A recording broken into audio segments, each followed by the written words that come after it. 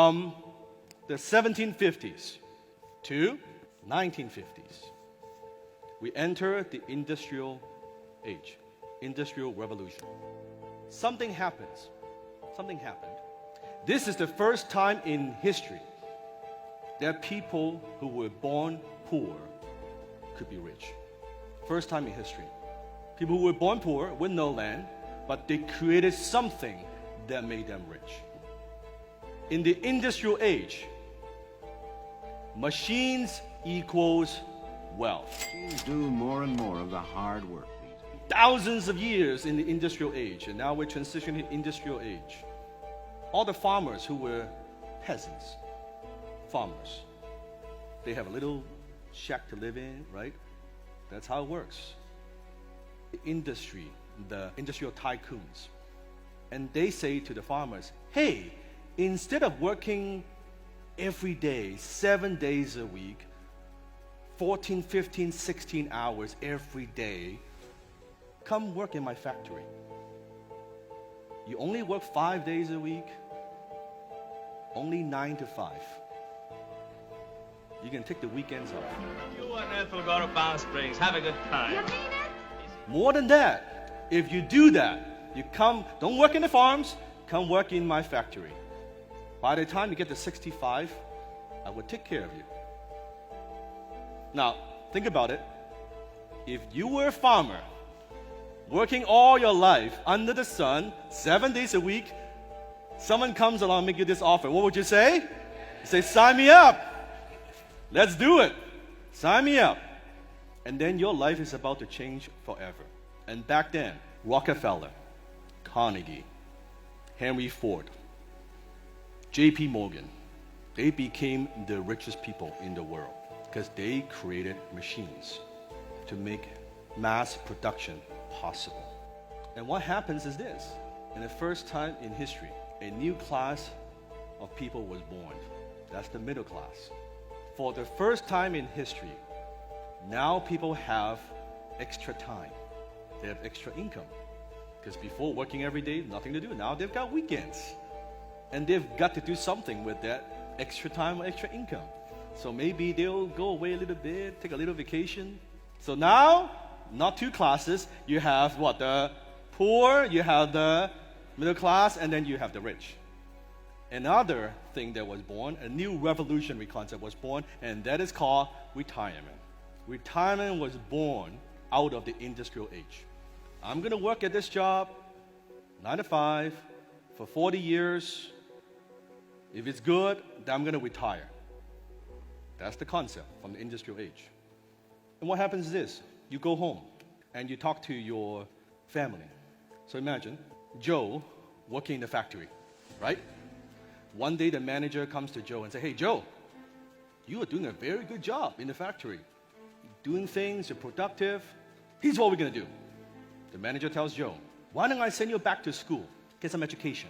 If you do that, you come back, I'm going to give you a raise. Joe's like, yeah, of course. If you were Joe, working in a factory, manager comes and say, get some couple years education. I'm going to give you a pay raise. So you don't need to work in a factory anymore. You're going to, instead of working in a factory, you're going to manage the people who work in the factory. So Joe comes home, sitting down with the kids. Hey, kids, you know, the boss comes to me today, and he said if I go to school for a couple years, and then I go back there, I don't need to work in the dirty factory anymore. I'm going to get a raise. We're going to make more money. And Joe tells all the kids, kids, if you don't want to work in the factory like I did, what do you need to do? You got to go to school. All the children are quiet while they You read. got to get good grades. So you don't need to work in a factory like your dad did. These boys are slagging. And the kid's like, okay, Dad, I get it. I'll make sure I go to school. I'll get good grades. It's working. He's now managing the people who works the machines.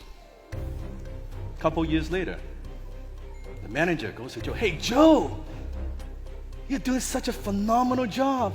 Tell you what, why don't you go back to school for 2 more years? Get an MBA. Then you don't even need to manage the people who manage the machine. You'll manage the people who manage the people who manage the machine. And I'm going to pay you double what you're making right now. Joe is like, what is he going to say? Sign me up. Went back to school for 2 more years. Graduate. Now I have that piece of paper. Now, Joe's making twice as much. Managing the people who manage the people who manage his machine. And Joe goes back and sits down with the kids at dinner table again. Kids, holy you know what? Don't just go to school for 4 years. Go to school for 6 years. You don't even need to manage the people who manage the machine. You can skip that. Just go right up to middle management. You can skip all of that. Does that sound familiar? That's where the concept was born. From the industrial age.